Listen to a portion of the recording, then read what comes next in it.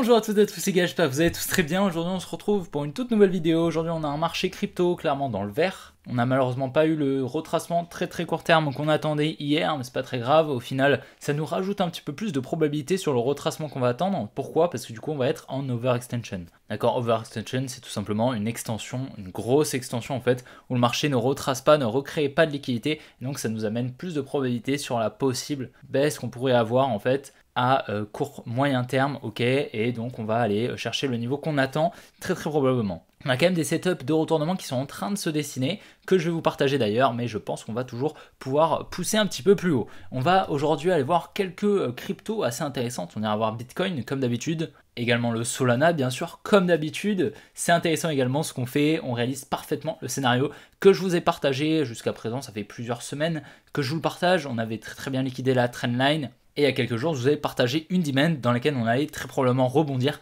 et il s'est exactement passé ce que je vous avais partagé. Donc actuellement, on est environ aux 100 $ et c'est exactement le scénario qu'on avait forecast. Donc c'est super. On ira voir également le link qui est assez intéressant. Je pense qu'on va pouvoir entamer la baisse à partir de maintenant. Maintenant, ça dépendra vraiment du Bitcoin parce qu'on va toujours pouvoir pousser un petit peu plus haut. C'est justement le Bitcoin pousse un petit peu plus haut. C'est lui qui justement mène la danse. Également, je vais vous partager un setup sur le Naka qui est de plus en plus bearish. Le Naka, comme vous le savez, je vous l'ai partagé déjà depuis un moment. Je vous ai partagé des zones d'achat que l'on va pouvoir y revenir. On va pouvoir les revoir si vous souhaitez. Dans tous les cas les gars, n'oubliez vraiment pas de liker la vidéo et de vous abonner si ce n'est pas déjà fait. Vraiment, si la vidéo vous plaît, n'hésitez surtout pas à la liker et à vous abonner. Vraiment, ça m'aide énormément. Je tenais à vous dire d'ailleurs que demain, je ferai une vidéo. Par contre, jeudi, vendredi, samedi et dimanche, il est probable qu'il n'y ait pas de vidéo parce que je serai en Espagne pour une compétition de ski. D'accord? Comme vous savez, je fais du ski en compète. Normalement, je ne serai pas là les 4 jours et je n'aurai pas moyen de faire de vidéo malheureusement. Donc n'oubliez vraiment pas de rejoindre les groupes Telegram, le canal ainsi que le groupe directement en description. C'est ici que justement je vous partagerai mes analyses. Je vais essayer de les faire si j'ai un petit peu de temps. Je vous les partagerai là-bas. Mais du coup, il est probable que pendant 4 jours ou du moins 3 jours au minimum, il n'y ait pas de vidéo. Je vais faire vraiment tout mon possible si justement j'arrive à trouver quelques minutes pour faire une vidéo ou quelque chose comme ça. On verra. Mais pour le moment, c'est très peu probable. Donc j'espère que je vais pas vous manquer les gars, vous allez me manquer, vous le savez, mais du coup n'hésitez surtout pas à vous abonner également à mon Twitter directement en description, j'y posterai probablement quelques tweets. Dans tous les cas les gars, je vous embête pas plus, allez on est parti. Actuellement sur Bitcoin, donc c'est parfait, on est venu chercher donc la zone de liquidité, ça fait quelques jours justement que je vous la partage. Malheureusement ici, donc on n'avait pas de TR en fait, c'était pas une distribution qu'on avait. Comme je vous l'ai dit, la liquidation était quand même un petit peu trop haute. Par contre, on avait donc cette résistance, on était venu conforter, je vous l'avais précisé. Et donc on est parfaitement venu la chercher, d'accord, parfaitement anticipable, je vous l'ai dit. Mais donc malheureusement, on laisse, enfin malheureusement non, on laisse un petit peu de liquidité au sud qu'on va venir chercher, probablement lorsqu'on viendra effectuer le retracement qu'on attend. Ok, on a vraiment un sentiment bullish qui est en train de s'installer sur les marchés, donc c'est bien pour nous, ok, mais c'est vrai que ça peut en faire paniquer plus d'un, donc ça nous touche un petit peu intérieurement, hein, c'est normal vu qu'on n'est pas dans le sens de la majorité. Mais bon, je pense clairement que le retracement on va l'avoir, ok, surtout là on laisse vraiment pas mal d'imbalance en higher time frame, si on peut la regarder hein, si vous voulez, on va se mettre en 12 heures, on la verra assez bien je pense. Voilà, là on a une jolie imbalance hein, d'ici jusqu'à là, donc c'est assez intéressant, je pense qu'on viendra la combler, et puis surtout on a pas mal de liquidités qui se placent juste là. On a une jolie overextension, un joli mouvement haussier sans retracement, là pour le coup c'était quand même un mouvement baissier avec pas mal de retracement, c'est pour ça que j'ai quand même émis la probabilité qu'on parte directement au sud. Maintenant on était quand même en train de tenir une structure, on avait 4 structures d'accord, donc clairement c'était quand même assez étonnant qu'on la tienne, mais c'était quelque chose qui était possible tout de même, ok. Maintenant on est quand même venu chercher donc toutes les liquidités, donc on s'attendait, je vous ai partagé le scénario à un retracement justement qu'on vienne liquider donc les highs juste là, tous les highs, on avait vraiment pas mal de liquidités, qu'on vienne combler la zone d'imbalance hein, qu'on a juste là que je vous ai mis en verte, la fair value gap, ok, c'est tout simplement un synonyme, comme vous le savez c'est un mot qui a le même sens tout simplement, et donc ensuite on va probablement venir combler le bloc institutionnel. Le bloc institutionnel ici on a des ordres négatifs en achat, d'accord, que la smart money va devoir refermer pour justement capitaliser sur ces ordres à la baisse et non sur ces ordres à l'inverse du biais baissier qu'on est justement, on est baissier en higher time frame, donc là en 12 heures, mais c'est à peu près du 2D, on est baissier depuis solo juste là, qui vient casser la structure, donc continuation de la structure juste là, et on vient la casser juste là sur le mouvement baissier. Donc je m'attends à une cassure de cette résistance qui avait précédemment fait support lorsqu'on était venu la casser juste là. En bleu, comme vous pouvez le voir, je m'attends à une légère cassure, ok, petit transfert main forte main faible, revenir autour des 45 000, 46 000 je dirais, voilà, petite cassure et repartir à la baisse. On a une très jolie overextension ici, on va très probablement venir faire quelque chose comme ça. Ok, je vais vous dézoomer un petit peu, vous verrez un petit peu mieux. Voilà, moi je pense que je vais prendre une position si justement on crée quelque chose comme ça. Alors là c'est magnifique les gars, qu'on vienne casser avec peut-être une distribution en lower time frame, un petit peu comme on a pu le voir précédemment. Oula, je sais pas ce qu'il nous fait, mais du coup voilà, je verrai bien quelque chose comme ça, tac, avec une distribution fractale, un up trust fractal, et ensuite on repart à la baisse, et là ce serait vraiment magnifique pour le coup. Personnellement je pense réellement que le setup est très très propre. D'ailleurs je vous ai fait une petite comparaison sur Twitter, je sais pas si vous l'avez vu, avec justement cette distribution. Donc la distribution de mai-avril, le premier top de marché de 2021, ok, l'ATH ici, donc une jolie distribution ici, hein. Donc je vais vous faire très très rapidement le petit récap. Globalement ici on a une jolie distribution, création d'une résistance juste là exactement comme ce qu'on a actuellement sur Bitcoin, mais un petit peu plus petit, ok, donc assez inquiétant pour ce qu'on a actuellement sur Bitcoin en fait, hein. Parce que plus elle est grande, plus la smart money peut injecter des ordres, ok. Après là c'est différent parce que là on a très probablement eu beaucoup plus d'euphorie, donc potentiellement beaucoup plus d'injection d'ordre de la part de la dumb money qui a permis à la smart money d'injecter encore plus d'ordre.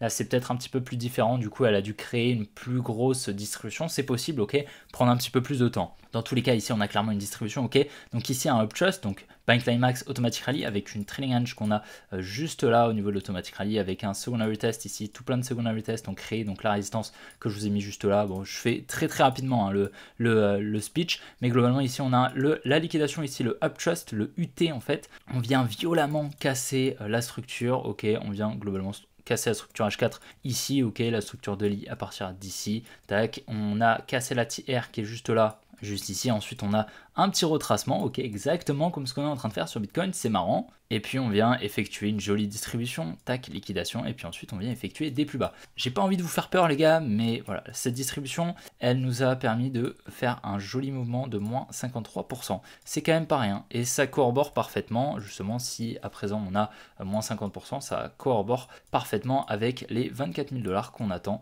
sur Bitcoin. Donc voilà, maintenant on n'ira peut-être pas aux 24 000 $, hein. Peut-être qu'on ira juste en dessous, ici les 28 000, déjà c'est moins 40, et juste en dessous c'est moins 50. Ok, donc c'est pas déconnant honnêtement. Et là la distribution qu'on a est vraiment magnifique, donc clairement si on fait quelque chose comme ça, je ne serais réellement pas du tout étonné qu'on ait un joli mouvement baissier, et ça paraîtrait totalement cohérent vu justement la jolie hausse qu'on a eue. Alors certes elle est magnifique la hausse hein, qu'on a eue, vraiment ça nous a tous fait plaisir je pense. Maintenant un petit retracement, je pense que ça serait beaucoup plus sain pour le marché, et puis ça va permettre à pas mal de monde de sortir du marché. Des gens qui sont rentrés en FOMO ici, ils vont totalement se faire liquider je pense, ou alors ils vont tout simplement vendre via leur émotion, hein, tout simplement, hein. C'est ce qui arrive dans chaque baisse, d'accord. La dumb money comme vous le savez, elle vend quand ça baisse et elle achète quand ça monte, tout simplement parce que elle agit sous le coup de ses émotions, tout simplement.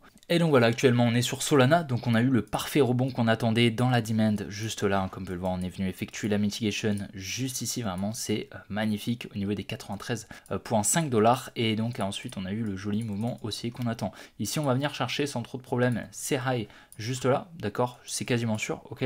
Maintenant, la question, ça va être est-ce que ce high est protégé? Dans tous les cas, on va venir passer au-dessus de cela, c'est sûr à 1000%, ok.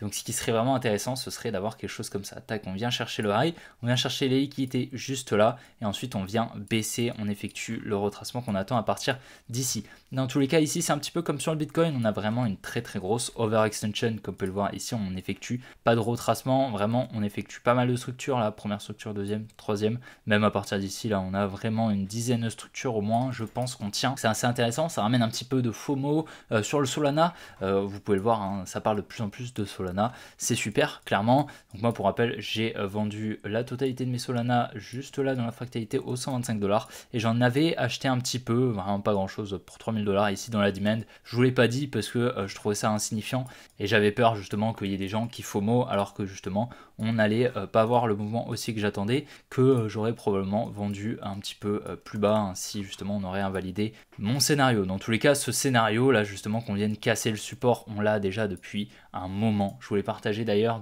sur le groupe Telegram, On était à peu près ici, hein, il me semble. On était en train de créer justement ce support et je vous avais dit qu'il était très probable qu'on vienne liquider le support en premier pour ensuite repartir à la hausse, liquider la trendline. C'est vraiment ce que je vous ai dit. Il y a les dessins, etc. Vous pourrez aller voir sur le groupe Telegram, mais je vous l'ai partagé bien évidemment sur la chaîne YouTube. En plus de ça, sur Twitter, il me semble. Donc voilà, franchement, très très joli forecast sur Solana. Pour le moment, tout se passe comme prévu. Donc j'attends la liquidation ici des 108 $.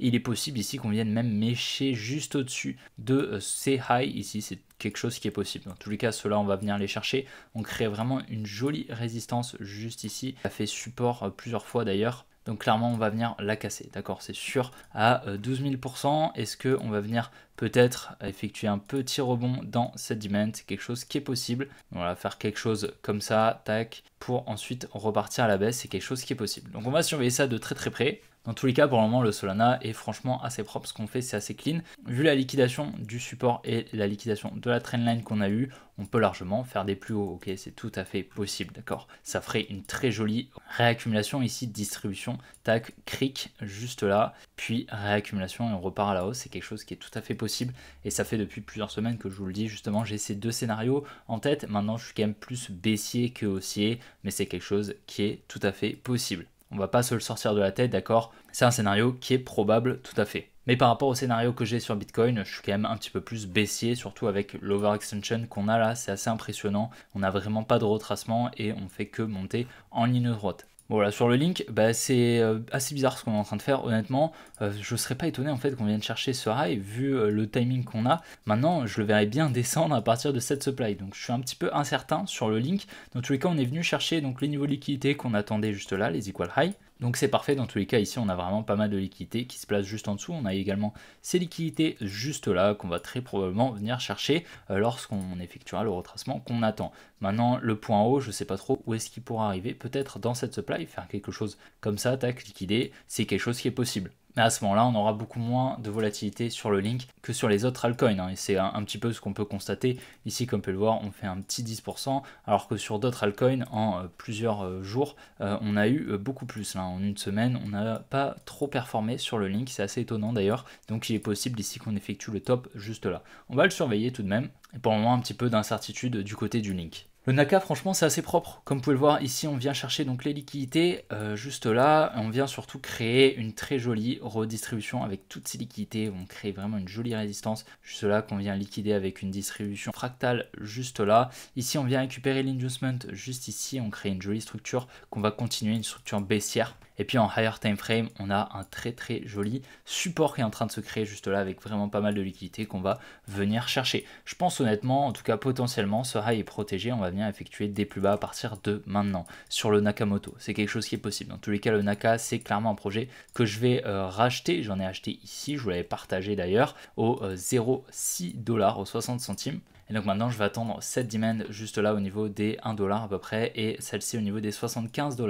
Dans tous les cas, je vais rentrer massivement ici, beaucoup plus massivement que dans cette demand et potentiellement également dans celle-ci si justement on y revient. Mais pour le moment, le setup est assez baissier, c'est assez propre et dans tous les cas, on viendra chercher ce niveau de support. Ça, honnêtement, je suis sûr à 95%, je dirais, ça m'étonnerait qu'on laisse très gros support comme ça intact avant de repartir à la hausse. On va faire le point très rapidement sur ETH-BTC. Donc pour vous rappeler un petit peu, on avait donc eu cette jolie liquidation de trendline, je ne vais pas vous montrer, mais on avait pas mal de touches que je vous ai notifiées avec ces petites flèches, il y en avait d'autres dans le passé. Donc vraiment c'était une très très grosse trendline qu'on est donc venu liquider, réintégrer immédiatement. Et juste là, donc si on descend un petit peu en time frame, on a une jolie demand juste ici. Et je pense qu'elle va nous permettre justement d'effectuer des plus hauts à partir de celle-ci. Ça veut dire que potentiellement on aura une surperformance de l'Ethereum par rapport au Bitcoin dans les prochaines semaines. Okay. Mais là clairement pour le moment je suis assez haussier sur ETH-BTC, on avait une jolie accumulation et je pense qu'on va continuer ainsi, qu'on va créer des jolies structures haussières. Là on effectue la mitigation justement des